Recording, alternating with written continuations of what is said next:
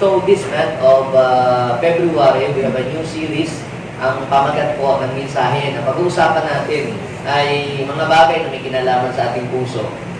Month of February, nakikita ba, papasok po kayo sa mga mall, laging may mga puso, sa mga coffee shop, yung mga ganyan. Kasi sineselebrate ng mga tao sa buong mundo yung araw ng mga puso. Ayaw naman natin maging killjoy, Gusto natin pag-usapan naman ang mga bagay na may kinalaman sa puso. Bakit po? Sapagkat puso ng tao ay yan ang tinitingnan ng Diyos. Sabi ng Bible, God looks at the heart. Ang tao sa labas tumitingin sa outward appearance, pero ang sabi ng Bible, God looks at the heart. Sino po dito ang gusto niyang malayo ang marating niya sa buhay? Sino dito ang gusto niya ng promotion? Sino dito ang gusto niya ng blessing, success? Lahat tayo siyempre gusto natin. But I am telling you, at the heart of the problem is the problem of the heart. Bakit marami mga tao na hindi maka-breakthrough ang buhay nila, hindi umangat-angat, hindi makalayo, Lagi na lang hindi pa sulong, paurong. Kasi po, mga kapatid, kapag ang puso ng isang tao ay may problema, mahirap lumayo yan. Hindi, mahirap mag-progress kapag ang puso ng tao ay may unforgiveness. Okay. Sabi po sa Bible, sa Ezekiel, chapter 11, verse 19 to 20, basahin po natin ito, bibigyan ko kayo ng bagong puso at bagong espiritu.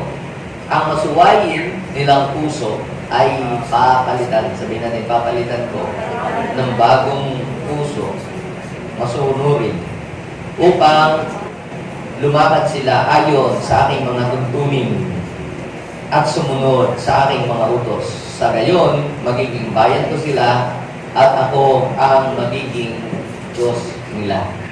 Taon-taon pa rin naman. Sasabihin ng iba, ay, Gigi na ako iinom, gusto ako ipilitin, mga ganyan-ganyan. Ang dami na mga New Year's resolution. Bagong taon, magbagong buhay. Unless na ang puso ng isang tao ay mabago, hindi niya kayang baguhin ang takbo ng kanyang buhay, ang sitwasyon niya. Laging babalik pa rin sa default. Kung siya ay magagalitin, babalik pa rin doon. Kung siya ay chismoso, magiging ganun pa rin. Ang ating mga cellphone, meron yung default, yung mga computer, di ba? Mapapansin mo, pag ino-off mo, nilag off mo, pag open niya, babalik ulit doon sa kung ano yung default niya. Pag nag-restart mo, mamaya, balik pa ulit yun. Unless na yun ay palitan mo yung talaga yung program. Meron po tayong service na ginagamit natin sa church. Ako po ang gumagamit nun, ginagamit ko kung saan. Malaki ang naitutulong niya dahil pag kami mga malalayong gawain ay nakakapunta tayo. Instead na mamasahe ka, medyo mas malayo ang mapupuntahan mo, mas marami kang mapupuntahan. Isang araw, yung sasakyan natin ay hindi pumapaandar. Maandar siya, tapos ini-restart mo lang, tong, kung ano na ginawa na, hindi na talaga umandar. Umabot mo ng mga 3 buwan na hindi mo yun nagamit. Pinaayos mo namin doon sa inusan natin kakilala na marunong. At we found out na merong nasira, yung sigunyal niya na bali. Kaya talaga meron ako narinig na tumunog. So, anong gagawin natin? Sabi niya, sir, kailangan akong palitan yung sigunyal niya doon sa loob na bago. Kung gusto niyo ba na itong inyong sasakyan ay magamit at makabiyahe man ng malayo, palitan. So, sinabi niya, yun lang talaga kailangan gawin Kailangan palitan.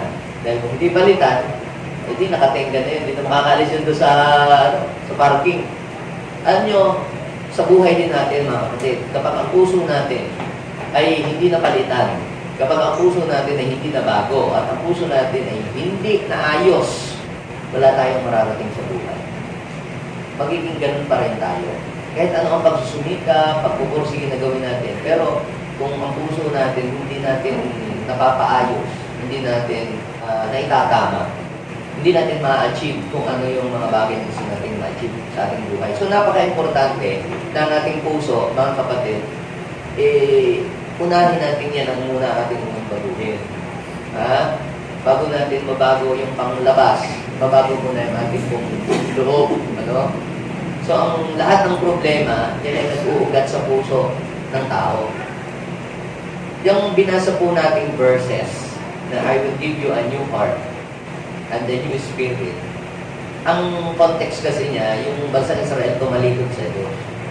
At ang kanilang puso ay nagkaroon ng kalyo. Alam niyo ho ba yung kalyo? Pagka yung nagmamartilyo kayo, ano ho ako nagigitara? Yung una kong nagpag-aaral ng guitar, yung unang-una, sumakit po yung aking mga daliri sa pag-aaral ng gitara. So, after a few weeks na nag-aaral ako ng gitara, pag nag-ano na ako ng mga daliri, hindi na siya masakit. Tapos, napansin ko, ang aking po mga kamay, bakit ano ito, parang may mga makakapal na balat. Na kahit kurutin mo, tusukin mo ng karayom, wala ka nang nararamdaman. Ang tawag po doon, kalyo. Kapag ang isang tao ay nakikinig ng salita ng Diyos at hindi na tumatalab sa kanyang salita ng Diyos, hindi na tumatalab sa kanyang pangaral, hindi na tumatalab ang payo, parang nagbabounce back na ng salita ng Diyos. Parang kahit mga warnings, ay ini-ignore niya. Alam niyo po, mga kapatid, isa lang ang masasabi natin, baka ang puso niya ay mayroon ng kalyo. Meron nga pong isang missionary na nangaral ng salita ng Diyos sa mga tribes. Sabi niya, doon sa mga tribo, mga katutubo, alam niyo ba na si Jesus ay bumaba dito sa lupa para abutin mo? Kayo lahat. Ginamit niya, kayo lahat. Di naku, yung mga tao po parang natatas sa puso. At hindi lang yun, siya ay nagbuhat ng krus para tayo ay iligtas sa ating mga kasalanan. Parang halos may iyak na yung mga nakakarinig.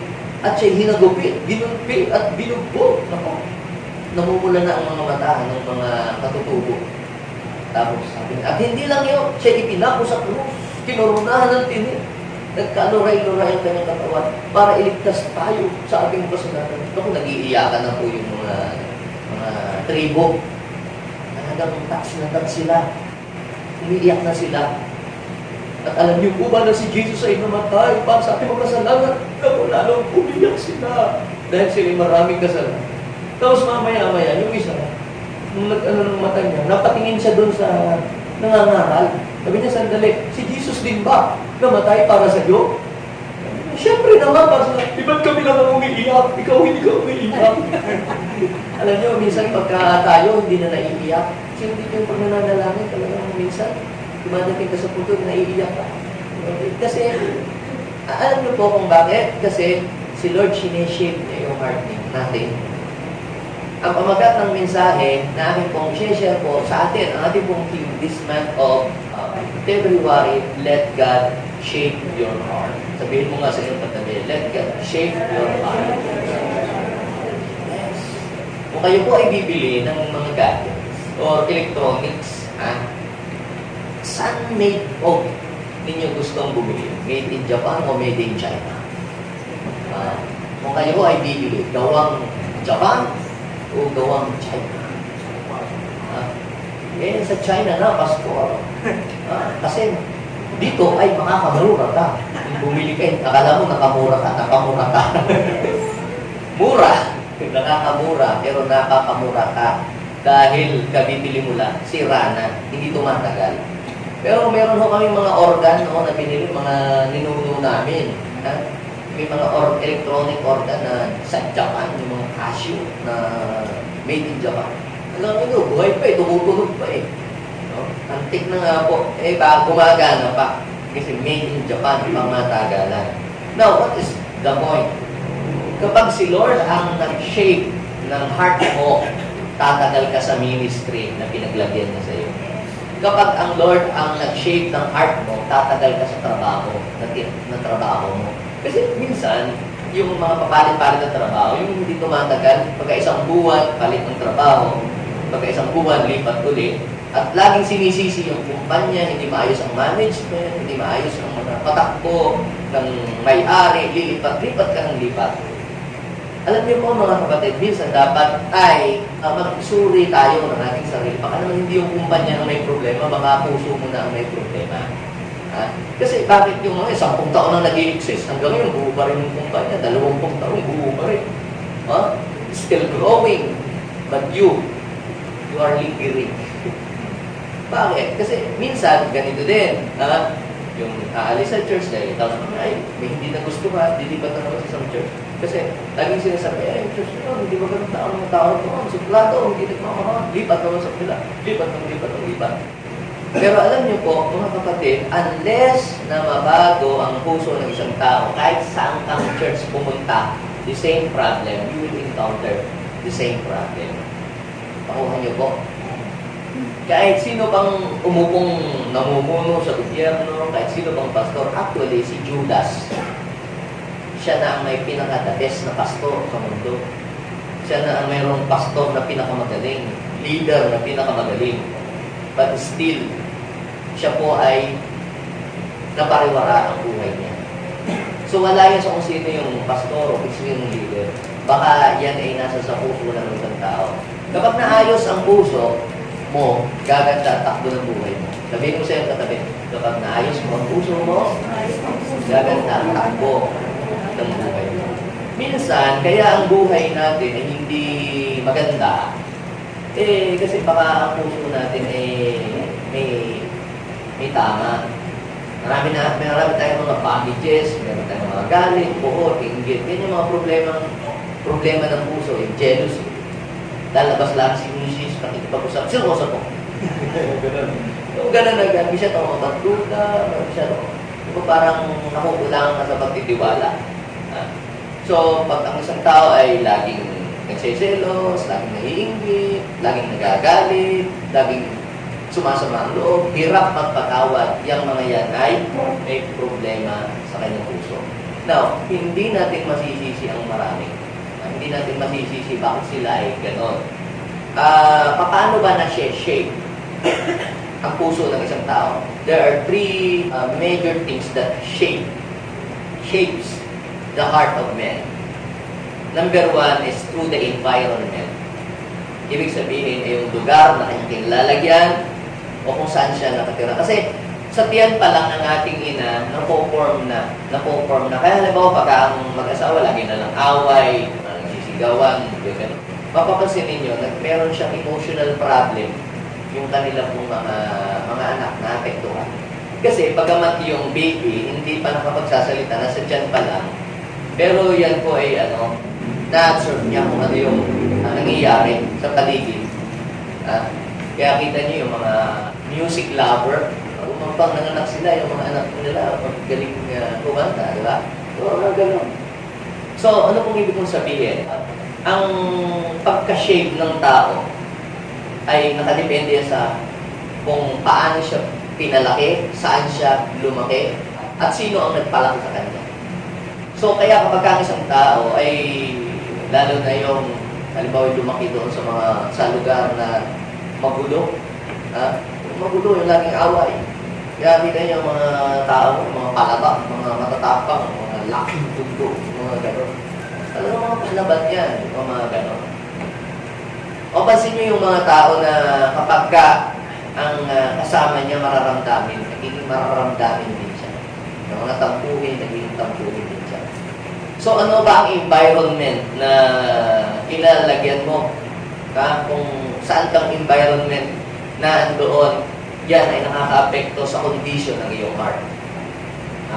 Pangalawa is through different circumstances. Kapag ang isang tao po ay nakakaranas sa maraming mga problema, mga pagsubok, yan ay isang paraan ni Lord para ang heart ng isang tao ay i-crush or i-design or i-shape. Naalaw ng Diyos sa atin na magkaroon tayo ng mga different problems and trials. Halimbawa, paano ba mawawala yung ating tampo? Dapat makakita ka ng maraming nakakatampo hanggang sa ma-overcome mo na ang tampo. Diba? Paano mo ma-overcome ang isang bagay kung hindi mo siya mararanasan? Yung mga tao na ang puso nila ay yun talagang dumaan sa maraming different problems, sila yung nagiging matatag sa buhay.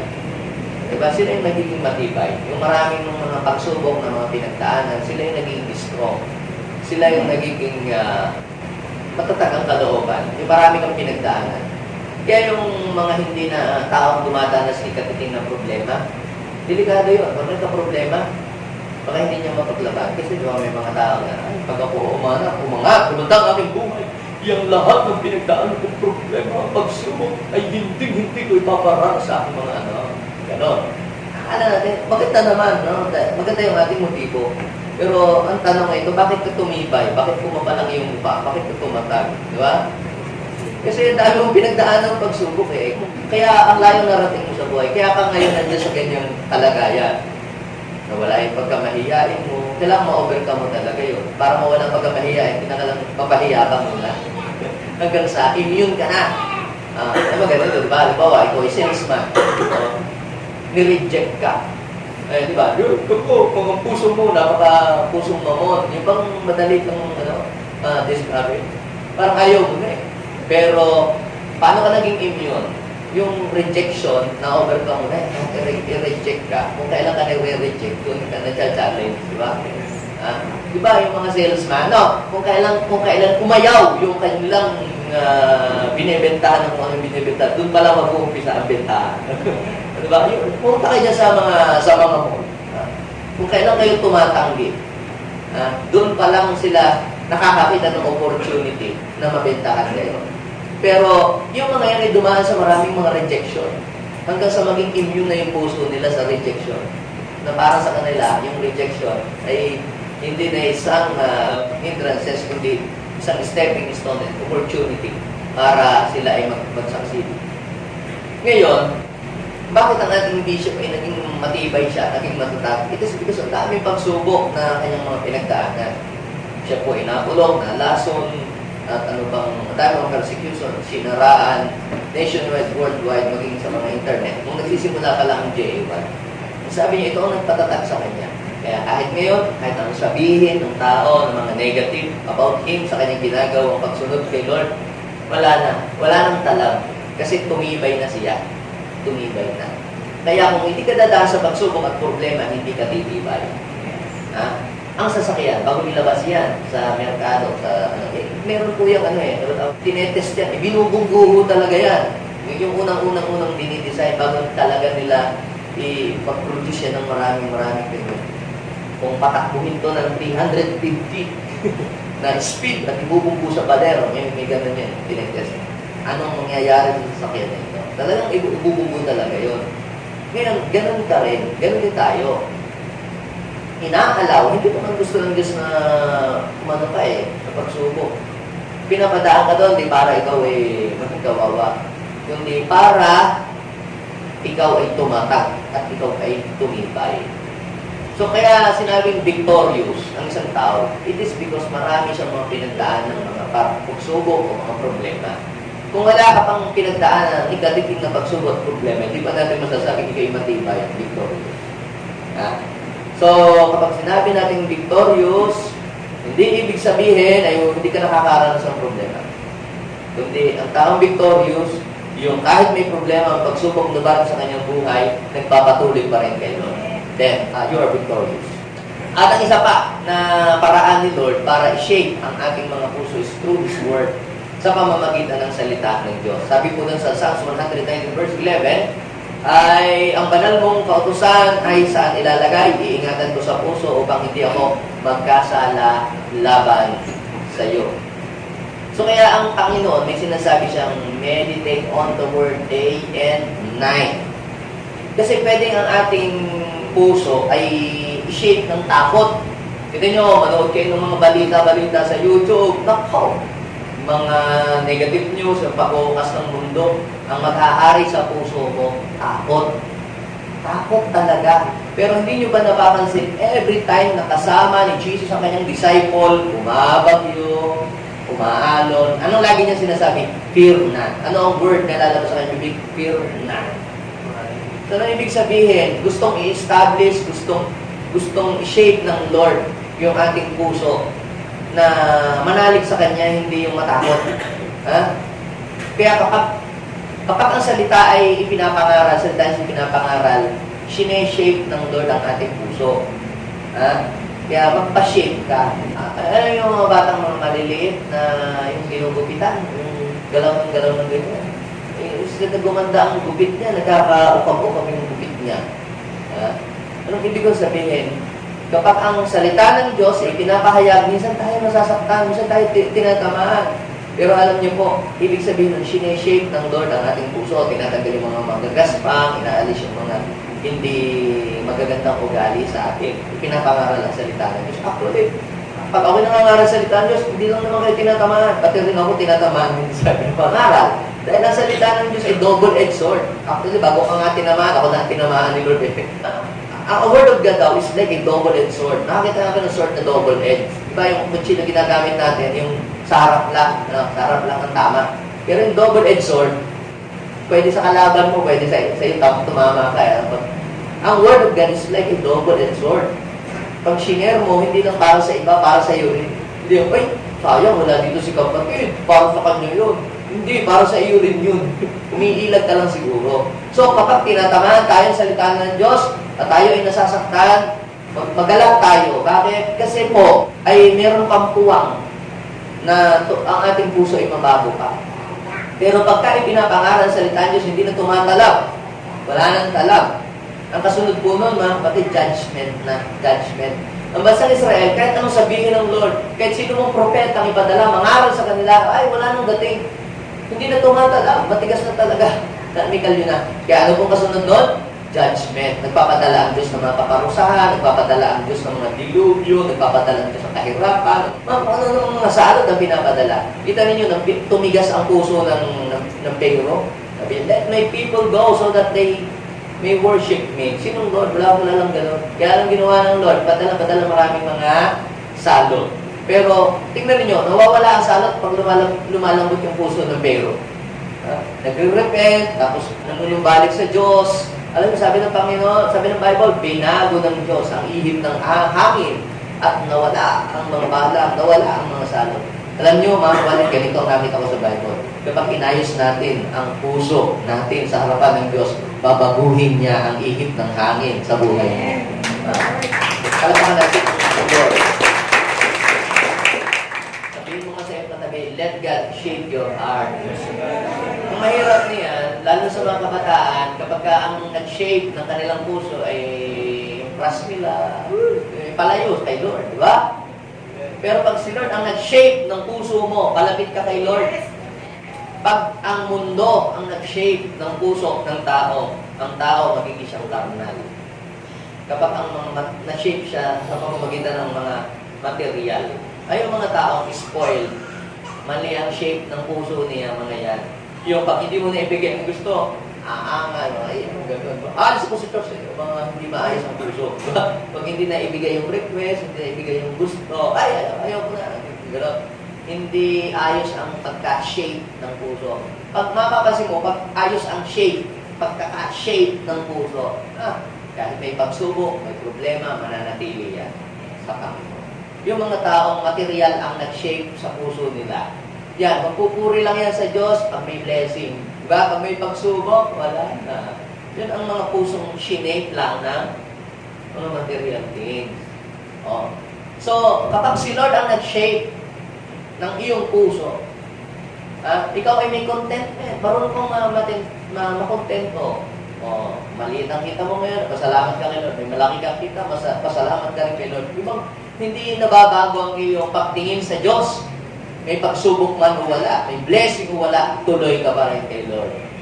Pero yung mga taong na-shape lang ang buhay nila sa maalwan lang, nako, counting hirap, give up na agad. Pero yung tayo ay na-shape sa pamamagitan ng kamay ng Diyos, nako, yung mga yan, malayo ang mararating. Kaya sabihin mo sa iyong katabi, let God shape your heart. Kung gusto mong malayo ang marating sa buhay, ma-achieve, maano mo yung pangarap mo, let God shape your heart. Kaya, pag si Lord ang nag-shape ng heart mo, tatanggalin ang tampo, tatanggalin ang galit, tatanggalin ang lahat ng inggit, tatanggalin ang lahat ng mga malalaswa. Now, bakit napaka-importante na ang ating puso ay ating bantayan? Sabi po ng Proverbs chapter 4, verse 23, tingnan natin yung dalawang explanation, yung NIV tsaka New King James. Sabi niya, above all else. Pag sinabing above all else, higit sa lahat. Higit sa lahat. Guard your heart. For it is the wellspring of life. Higit daw sa lahat, bantayan mo, alagaan mo ang iyong puso sapagkat diyan ang bukal ng buhay. Ay ako nga, pastor, kaya ako yun. Pagka fiesta, hindi ko makain ng lechon. Kinakain ko oatmeal, good for the heart. Okay? Natural heart. Ang tinutukoy mo is natural heart. Okay? At ang tinutukoy dito na guard your heart is spiritual heart. Kasi, alam niyo po, kapag ang ating puso hindi natin nabantayan, at napasok yan ng tampo, napasok yan ng inggit, pwedeng makagawa ka ng masama. Pwedeng makapatay ang isang tao. Pero nababalita sa mga TV na nakapatay dahil sa selos, pinagpuputol ang ulo. Diba yung mga ganun? Hindi nabantayan ang puso. Kaya anong nangyari? Siya ay driven by emotion, tapos puro galit, yun ang nagpukontrol sa kanya. Pag ganun, out of control ng isang tao. Now, nung ako pupunta dito, yung kabataan pa ako, na pinadala ko ng Indonesia para mag-pioneer ng church dito. Ako ay 19 years old. Siyempre, pagkabataan ka, puro iniisip mo mga worldly things, mga gano'n. Pero ang naging gabay ko po ay ang salita ng Panginoon. Na nakatulong sa akin ang salita ng Diyos na siyang nag-guide sa akin. Sabi nung isang nagpayo sa akin na may edad ng pastor, sabi niya, Cleo, ito ang idagdag mo sa marami mo ng mga natutunan. Actually, wala pa nga akong alam yun.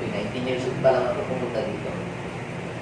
Ingatan mo ang iyong puso. Yun lang ang word niya na sinabi sa akin. And then, nakita ko po nga, mga kapatid, sa Bible, maraming mga great men of God, maraming mga king, na sa lahat sila ay nagkaroon ng mga issue sa kanilang mga puso, nagkaroon ng problema, hindi nabatay ng puso. Kaya, lahat po ay nag-fail sila sa kanilang ginagawa. So, ibig sabihin, yung ating failure, minsan, may kinalaman sa puso natin. Tingnan niyo yung Proverbs chapter 4, verse 23. Sabi niyo po, keep your heart with all diligence, for out of it spring the issues of life. Minaikot na ba kayo ng mga tao na maraming mga issue? Lagi nang may nabugbog, nakaaway, may nakaaway sa opisina, sa school. Laging gano'n, di ba? Ang dami mga issues. Laging namin nababalitaan. Laging paulit-ulit ka gano'n. Buti na sana kung ang issue ni Chike ang ini-issue. Okay lang. Kaya lang yung issue may nakaaway, may nakagalit. Diba? Yung boss, gano'n na nag-away. Mga gano'n, ano? Ang daming issue. Alam niyo po mga kapatid, sabi doon ng Bible, for out of it spring the issues of life. Dapat ang taong merong hindi maayos na puso, mga bad ang issue palagi niya sa buhay. Pero ang taong merong good heart, na shape ng tama, na ayos ng tama, ng naitama ng Diyos, maganda ang magiging outcome niya. Pati ang kanya pong mga ginagawa. Now, dito po sa binasa po natin, mga kapatid, sa aklat po ng Ezekiel, chapter 11, verse 19 and 20, there are three important things that we can see, that we can learn in this verse about the importance of having a new heart. Ano ba ang kahalagahan na meron ang isang taong bagong puso? Dahil kahit ano pang sermon, ano pang mga pagtutuwid, sabihin mo isang tao, magbago ka, unless na mabago ang kanyang puso, ay mahihirapan siyang mabago ang kanyang buhay. Because real change start from the inside, not in the outside. So, gusto mong maging malayo ang journey mo sa buhay mo, ipabago mo ang puso mo sa Diyos. Nag-uusap po kami kagabi ng mga leaders. Sabi ko, ang dami laging pagkain na dinadala ng mga tao dito sa church. hindi na maubos-ubos. Talagang dumarating ang pagkain. Sabi, bumili na kaya tayo ng rep para yung mga pagkain, pagkapupunta dito, yung mga workers natin, ay makakakain sila. Kaya na kailangan magandang bilhin. Diba? May mga, yung brand new, o yung, diba, may mga binibenta din mga luma. O, makakatipid tayo sa luma.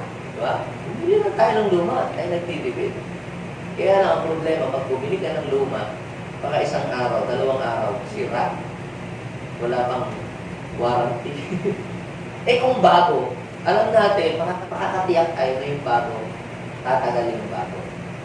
Now, what is the point? Kung gusto mong tumagal sa paglilingkod, tumagal sa iyong trabaho, tumagal sa iyong journey, hilingin mo kay Lord na bigyan ka ng bagong puso. Lord, bigyan mo ako ng bagong puso ngayong taong ito. Ayaw kong ma-miss ang mga bagong blessing na ibibigay mo sa iyong mga anak. Kaya unless na mabago ang iyong puso, hindi ka tatanggap ng bagong blessing. Hindi ka tatanggap ng bagong bagay. Because new things follows to the new heart. Sumusunod lang yung mga bagong bagay sa isang taong mayroong bagong puso. Tandaan niyo po yan.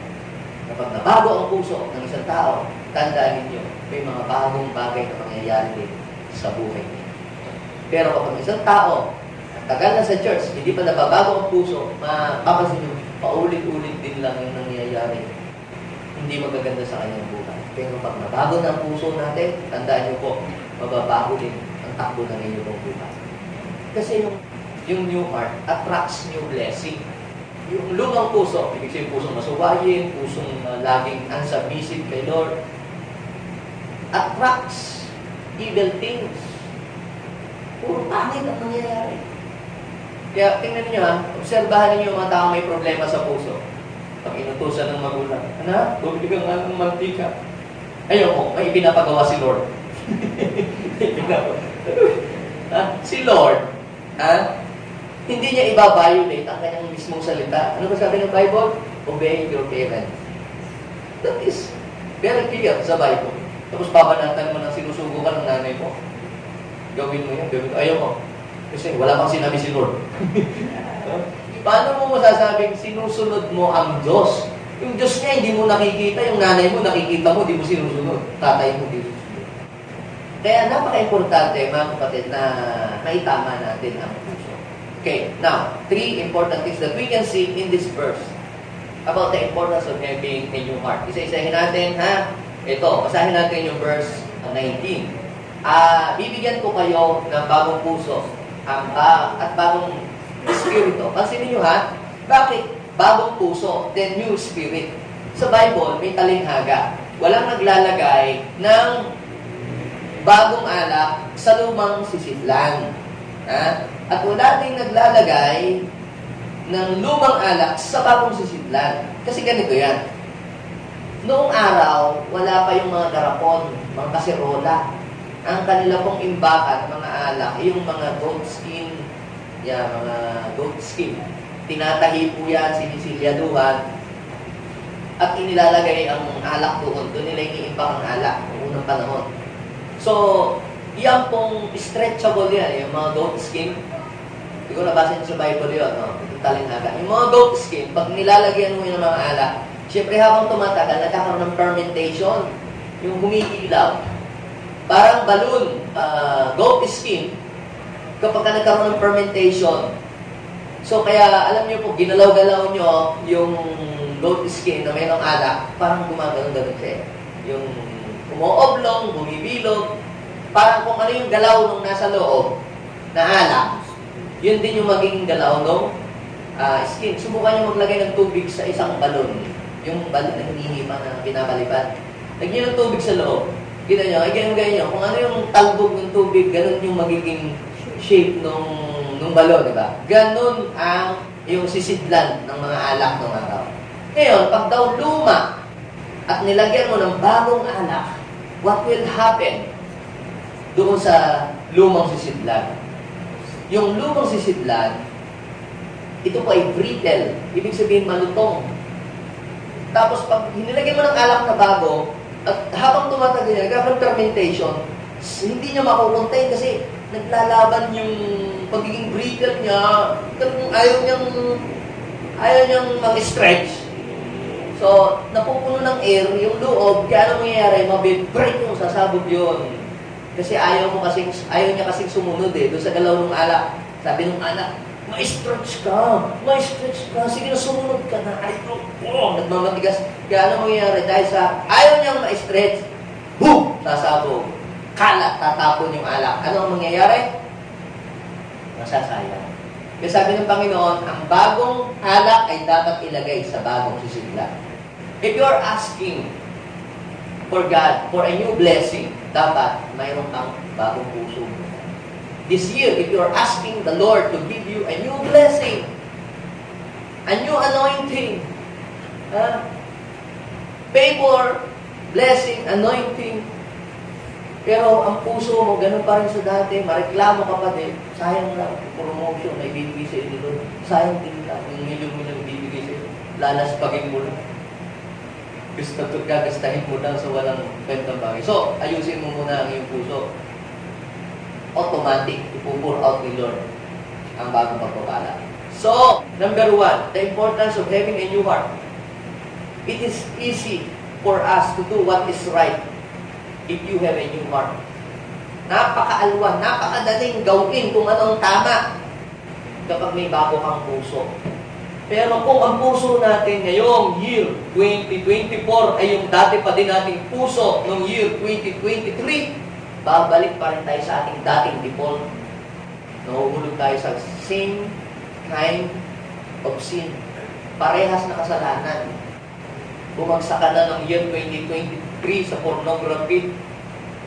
But nag-start ka ng year 2024 na hindi mo binagaw yung puso, hindi mo pinaayos kay Lord, still, you will fall on that kind of sin. The same sin ang iyong makukumit. Umalis ka sa isang kumpanya, may nakaaway ka doon, katrabaho, lumipat ka ng ibang kumpanya na hindi naayos ang iyong puso. Kahit anong gawin mo, isang araw, magkakaroon ka na naman ng kaaway doon sa ganong senaryo. Aalis ka na naman, lipat ka na naman. Actually, hindi yung company ang problema. Problema, hindi mo naayos ang iyong puso. Unless na ipadil natin kay Lord ang ating puso, ipaayos, ipatama, kapatid, mamimiss natin yung mga blessing. Magiging pangit ang pagtingin natin lagi sa nangyayari. Kapag ang isang tao mayroong maling puso, mali ang kanyang perspective sa buhay. Mali lagi ang kanyang perspective. Tingin niya sa problema, pinaparusahan siya ng Diyos. Pero yung mga tao may right heart, ang tingin niya sa problema, sa likod nun, may promotion na ibibigay sila. If we have a new heart, it is very easy to do what is right. Nagiging parang katulad ng brittle na sisidla ng puso kapag luma ang puso. Ayaw sumunod. Pangalawa, look at the verse again. Sabi doon, bibigyan ko kayo ng bagong puso at bagong espiritu. So pag mayroon kang new heart, new spirit speaks, represents a new anointing, fresh anointing. Bagong espiritu, bagong anointing yan. Hindi kagaya dati. Parang kumbaga sa sasakyan, na-change oil. Alam nyo, pagka ang makina hindi napalitan ng langis, ang tawag sa langis na yun, maitim na yung langis. Sa anointing, new spirit is parang new oil. Alam mo, pagka hindi na palitan ng langis ng sasakyan, ang mangyayari? Naitim ang usok. Ano pa? Ang makina nagkakaroon ng katok. Diba? Yung mga taong mayroong old oil, old spirit, yan, kaya kinakatok, may katok lagi. Kaya minsan batayin sa gabi ha, baka kung sino-sino na yung katok na yan. Okay? So, ang puso daw ay papalitan daw ng bago, at ang masuway puso ay papalitan ng puso masunurin. So, number 1, if we have a new heart, it is easy to do what is right. Number 2, if we have a new heart, it is easy for us to follow God's command. Ang daling sumunod. Madali kang, basta kung ang pinapagawa ng Lord, sumusunod ka agad. Pero kapag brittle na ang heart mo, may kalyo na, nako. Pila nang sabi, anak, gawin mo nga ito, gawin mo nga ito. Nako, hindi ka na naririnig. Ganon. Pero pag may bagong puso ka, ikaw ay sensitive. Ibig sabihin ng sensitive, hindi mo yung maramdamin. Madali kang makumbig ba? Madali kang sumunod. Kasi bagong puso, madaling sumunod. Pansinin ninyo inyong mga cabinet na ang bisagra ay lumang-luma. Ang hirap kung siya kung gano'n. Diba? Ang hirap pihitin ng mga doorknob na yung lumang-luma ng doorknob. Ang hirap. Samantalang yung bagong mga doorknob, dali mong pihitin gano'n yung mga pintong mga bagong lagay ang mga bisagra.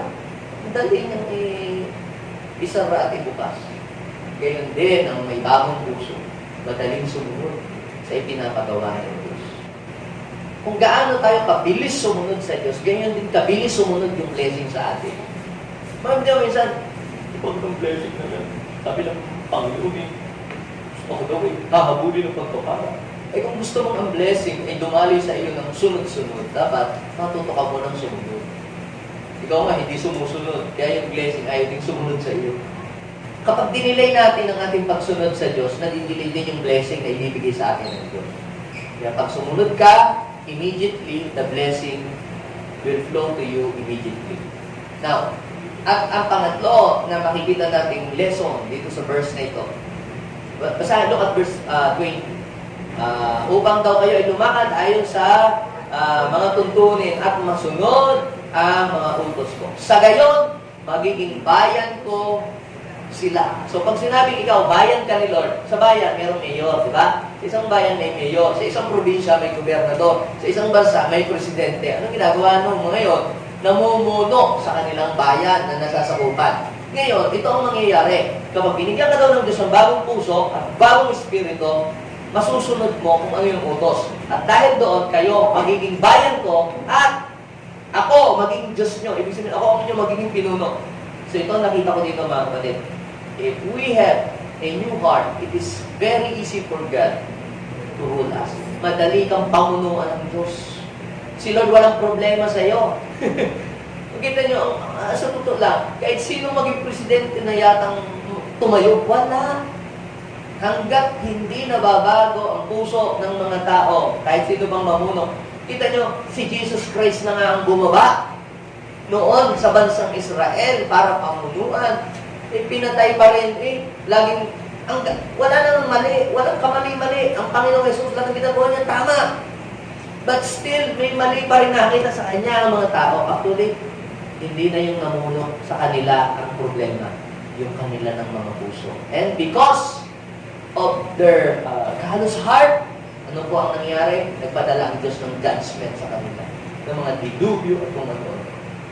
Yun ang naging ending ng kanilang mga buhay. Pinasakop sila sa ibang mga bansa. Because they are stiff-necked. They have a callous heart. Kaya yun ang nangyari, judgment. Kaya mabalad ka na ang iyong puso ay hindi mo pinagmamatigas kayo. Yung nagpapakonflict ka. Ilang beses ang sinabihan, nagpadala ng propeta, ng pastor, ng kumare. Lahat, dami ng mga warnings, ayaw himunod, ayaw magbago. Ano masunod? Dahil matigas ang puso, ayaw ipaayos. Yung judgment. Ang mga tao po, mga kapatid, na naghahangad ng bagong puso, paano yung mangyayari sa atin? Para magkaroon tayo ng bagong puso, simple lang. We have to repent of our sin. Paano natin maaangkin, makakamtan, makukuha yung bagong puso?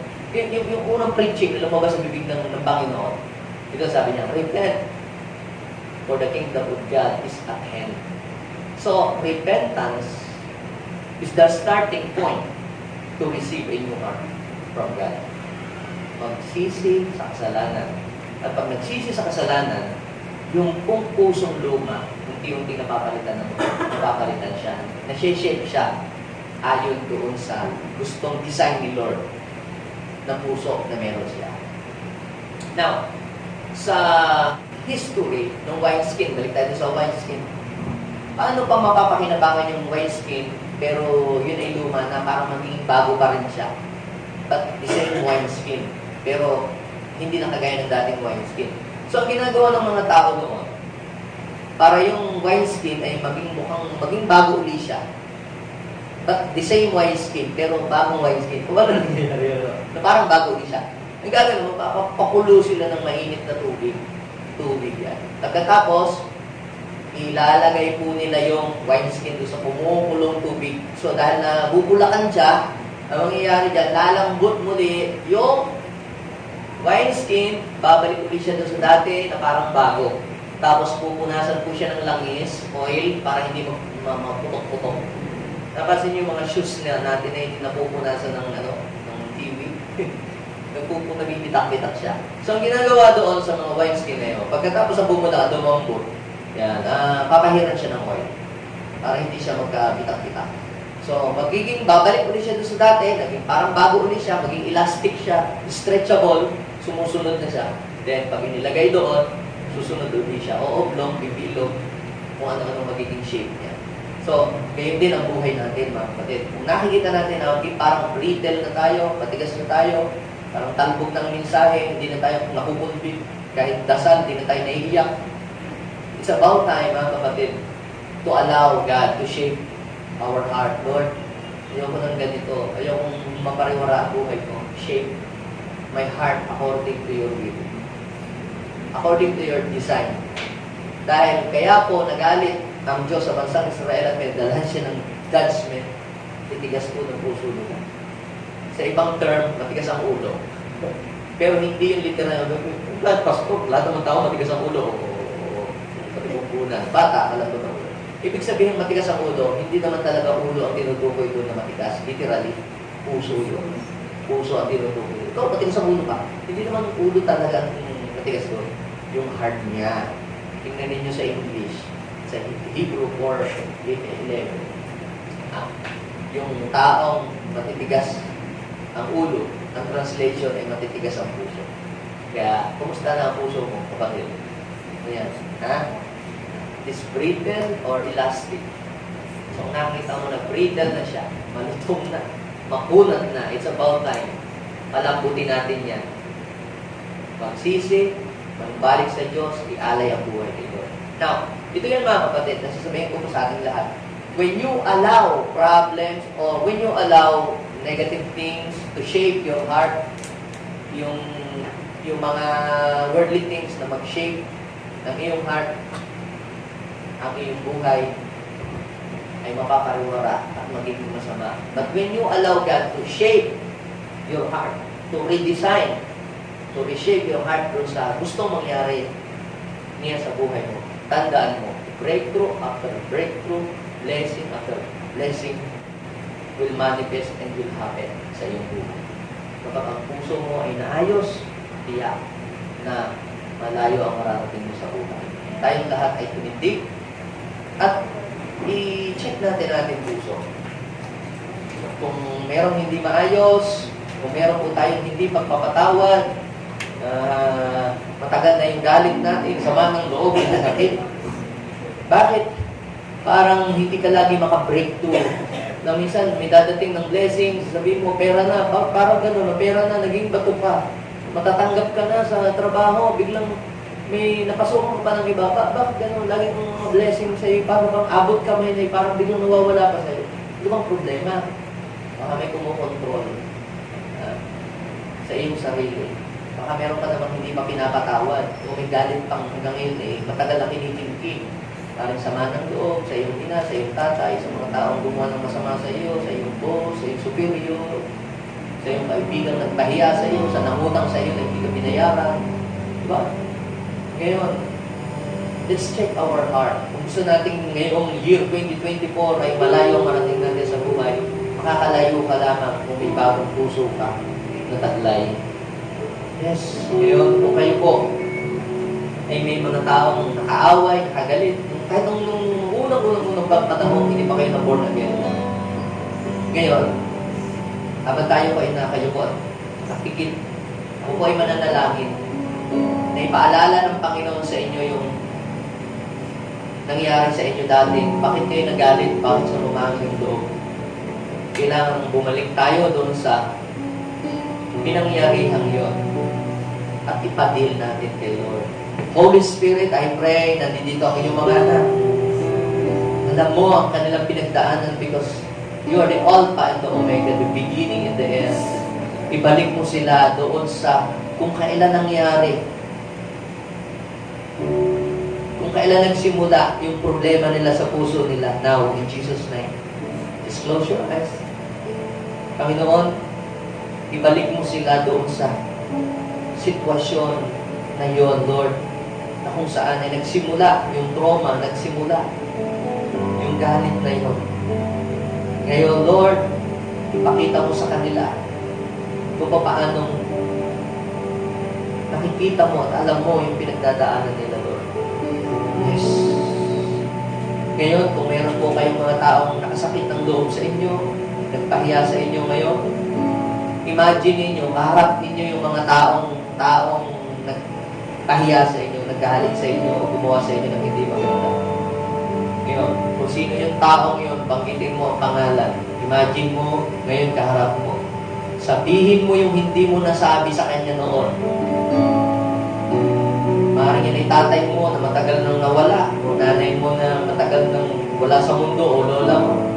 Ngayon, kaharap mo siya, banggitin mo ang pangalan, sabihin mo, Lola, Lola Mami, o Lolo Indo. Sige, sabihin mo. Alam mo, sama na ginawa mo sa amin, pinalo mo ako, pinahiya mo ako. Sige, sabihin niyo po ngayon, yung hindi niyo nasabi noon sa tao, dahil wala na siya. Ngayon, ilabas niyo, release niyo. Hindi mo kasi ako pinag-aaral, sama ng loob ko. Sige, ilabas niyo yung sama ng loob niyo po. Ihingan niyo, sabihin niyo po muna. Sige, yung galit niyo, sabihin niyo.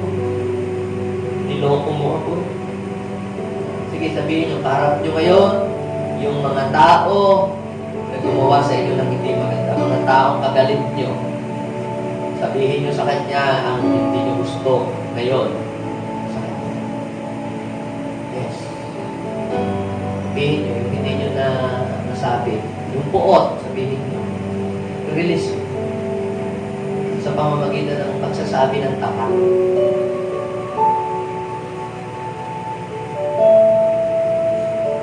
Ngayon, tandaan niyo bang patawarin yung taong yun. Mag-release na kayo ng pagpapatawad. Nasabi niyo na ngayon yung mga masama niyong ginawa. Lord, kung paano ikaw ay nagpatawad sa mga taong gumawa ng hindi maganda sa iyo. Help us to forgive those people who hurt us.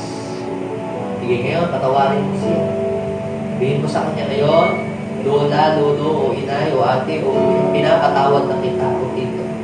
I-release kita sa pangalan ni Jesus. Sige, release mo, i-release kita. Sabihin mo, i-release ko ang blessing sa iyo. Pinapalaya kita. Dahil gusto ko rin makalaya. Yes. I release forgiveness. Release forgiveness. Ngayon, harapin mo si Lord. Harapin mo naman si Lord. At humingi ka ng tawad sa Kanya. Kasi sabi ng Panginoon, kung hindi ninyo pinapatawad ang mga nagkakasala sa inyo, hindi rin kayo patatawarin ng inyong Amang sa langit. Dahil nagpatawad ka na kanina, i-release mo na yung forgiveness sa iyong mga nakaalitan. Ngayon, malaya ka humingi ng tawad kay Lord. Kausapin mo ngayon naman si Lord. Kaharap mo ngayon si Jesus. Imaginein mo, kaharap mo naman ngayon si Jesus. Kausapin mo si Jesus. At pagpakumbaba ka, sabihin mo, Jesus, buwarin mo po sa mga kasalanan. Naging matigas ang puso ko. Minsan may pinapagawa ka sa akin, pero sinusuway kita palagi. Sarili ko ang nasusunod, kaya lagi akong nasasaktan. Dahil sarili ko ang aking inuuna, yung gusto ko palagi ang aking ginagawa, kaya naman lagi akong nasasaktan. Ngayon, Lord, patawarin mo ako, inaamin ko po, nagkamali ako. Naging po akong masuwayin, naging po akong rebelde sa inyo. Patawarin niyo po ako, Panginoon. Bigyan ako ng tawad. Ngayon, hilingin mo kay Lord. Panginoon, bigyan niyo po ako ng bagong puso. Sige, hingin po tayo, Lord. Lord, gusto ko po magtagumpay sa aking journey dito sa lupa. Ayoko pong masayang ang aking pong pag-stay sa mundong ito na marami akong kaaway. Gusto ko pong mapulfill ang plano mo sa buhay ko. Please, give me a new heart. Give me a new heart. Give us a new heart. An obedient heart. Yes. Ngayon, yes, may parang nabubunot na tinig sa iyong puso kung taimtim mo itong ginagawa. Yes. Yes. Palitan mo ang puso. Lord, operahan mo. Operahan mo, Panginoon. Remove the malos na sa Lord. Yes. Panginoon, ayaw namin mawalay sa iyo. Dahil meron pong danger ang mga taong lumalayo sa iyo. Give us a new heart. Lord, yung puso namin masuwayin, gawin mong masunurin sa iyo. Yes. Ngayon, tanggapin mo ang bagong puso mula kay God. Receive a new heart from the Lord. Kung ikaw ay nag-repent na, pinagsisihan mo na ang mga mistakes mo, ibawon mo na yung salimot. Sabi ng Lord, forget the past. Today, I have put a new heart in you. A new heart of flesh. Sabi ng Panginoon.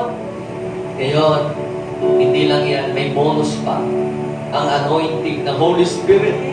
Sige, come on. Bilingin natin. Lord, ngayon, malaya na akong tumanggap ng anointing ng Holy Spirit. Yes, maging yan yung anointing, espiritu sa husay, sa pagbibusiness, espiritu ng galing sa pag-aaral, espiritu ng katalinuhan. Sabi ng Panginoon, I will give you my spirit. So, anong espiritu na gusto mong tanggapin mula sa Panginoon? Espiritu ng kaalaman sa pagtuturo, spirit of wisdom, spirit of performing miracles and signs and wonders. Tanggapin mo yan mula sa Panginoon. Sabi ng Lord, binibigyan kita ngayon ng bagong espiritu. Ang espiritu ng pagiging matagumpay. Hindi espiritu ng pagiging talunan. Idinideklara ko, the spirit of an overcomer is releasing, yes, in this place, oh God. Lahat ng pamilya, lahat ng mga anak na nandito ngayon, Lord, tatanggap ng overcoming spirit. Espiritu ng pagiging victorious, espiritu ng pagiging matagumpay, Panginoon the Lord. Yes. Hallelujah. Receive a new spirit from the Lord. Take it. Take it. Take it. Receive it. Hallelujah. Tanggapin mo yan. Hallelujah. Ang buhay mo, hindi na magiging katulad ng dati. The way kang makitungo sa iyong kapwa, the way kang makipag-usap, hindi na kagaya ng dati. Hindi na magaspang ang mga salita na lalabas sa iyong bibig. Hindi na mga nakakasakit na salita ang iyong magbibigka. Hindi na mga pagmumura ang lalabas sa iyong bibig. Kahit may pagsubok, may problema, lalabas na ang pagpupuri at pagpapasalamat sa Diyos na buhay ng mga pangyarihan. At kung ano ang idideklara mo, ito ay magkakaroon ng kaganapan mula sa lumalabas sa iyong puso ang mga magagandang salita at mga kalugod-lugod sa harapan ng Diyos. Maraming salamat. To you alone the glory, the presence, and thanksgiving, O God. In Jesus' name, amen and amen.